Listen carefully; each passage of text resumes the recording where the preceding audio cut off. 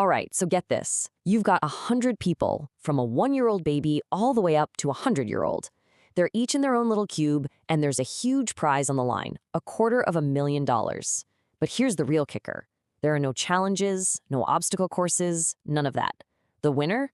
Well, the contestants themselves have to decide who gets it.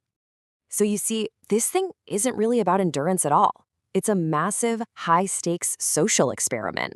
I mean, to win, you literally have to convince 99 strangers that you're the one who deserves it the most. It's all about persuasion, building alliances. It's just pure human psychology at play. Which, of course, brings up the million-dollar question. Well, the $250,000 question.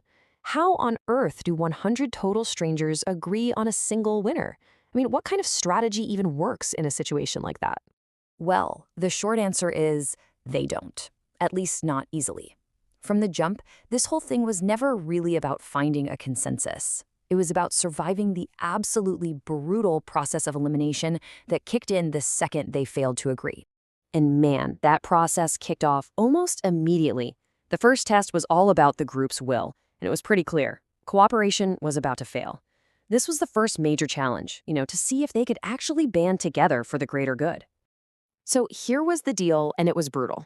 10 people had to volunteer to just walk away, give up their shot at the money. If the group couldn't make that happen, a machine would just randomly eliminate 25 of them. Talk about a classic dilemma, right? Your own self-interest versus the survival of the group. And what do you think happened? The group just fractured, instantly. Instead of working together, people immediately started pointing fingers, trying to justify why other people should be the ones to go. The young and the old, yeah, they were the first targets. People were like, the elderly have retirement, or the kids have their whole lives ahead of them. So, in the end, yeah, they couldn't do it. The clock ran out, and just like they were warned, a randomizer just, boom, wiped out 25 people. It was a perfect, brutal example of what happens when a group can't cooperate. It set this incredibly ruthless tone for the rest of the game. Now everybody knew the stakes were for real. Okay, so now a quarter of the players are gone, just like that. And the next challenge, it gets even more intense. It's all about the price of betrayal. It asks a really simple question. How much is your trust actually worth?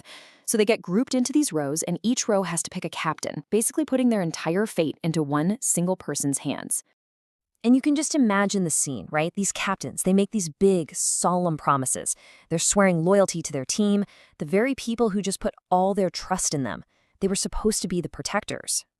But that loyalty was put to the test, immediately. The captains start getting offered cash to betray their teams. The deal was simple. Take the money and your whole row is gone. $1,000? Nah, everyone holds strong. 10,000? Still loyal. But then the numbers start climbing.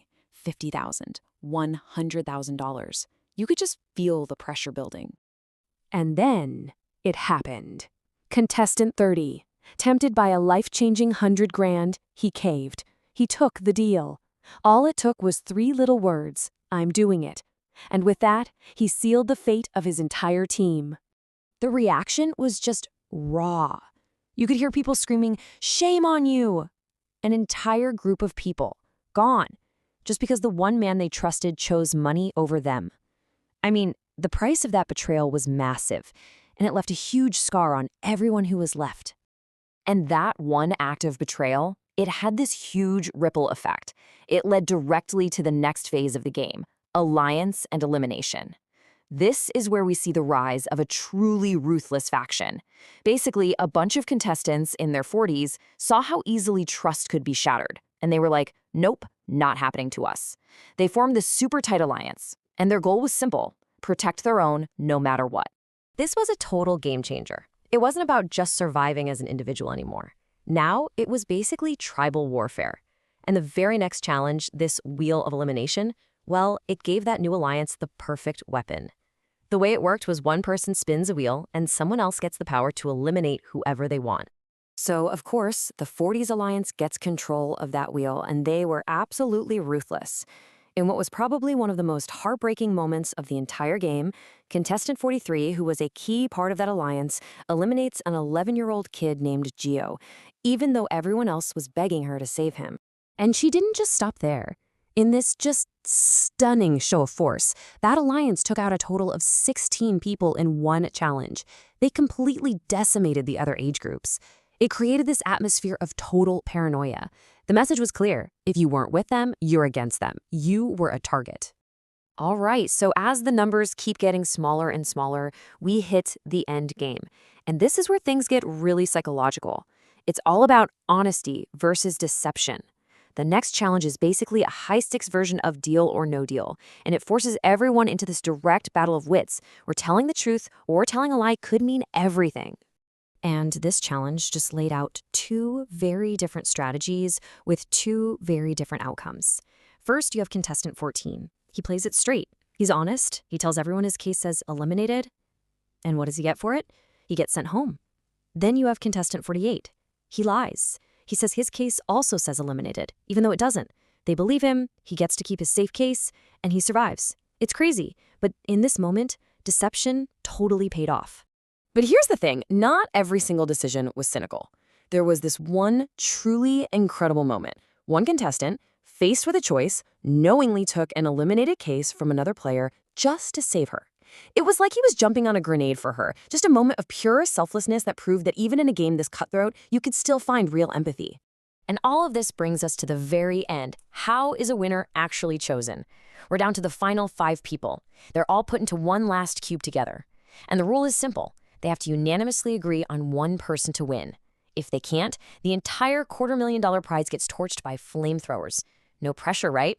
So you'd expect a huge shouting match, right? Something that would end with them losing all the money. But instead, they did something incredibly smart. They came up with a system. Each of the 5 finalists would privately rank the other 4 from who they thought was most deserving to least deserving. The rankings would all get tallied up, and whoever ranked highest most consistently would be the winner. It was this peaceful, totally democratic way to solve what seemed like an impossible problem. So they cast their votes, they're tallied up, and we have a winner, contestant 47. But why her? What was it about her that earned the respect of everyone else in that final group? Well, when you look back, her win really wasn't an accident. She was a huge part of that powerful 40s alliance for sure, but you could always see her struggling with the tough, ruthless decisions they had to make. She never wavered in her loyalty to her people, and even in that final cube, she was fighting to keep someone else from giving up and walking out. It was that combination of strength and empathy, that loyalty she showed the whole time, that ultimately won her the votes. So this whole wild experiment leaves us with a really fascinating question, doesn't it? We saw so much betrayal, so much ruthlessness and deception. But when it all came down to it, the winner was the person chosen for her loyalty and her compassion. So in a game that's all about testing the limits of human nature, does kindness actually win in the end? The answer, as it turns out, is probably a lot more complicated than a simple yes or no.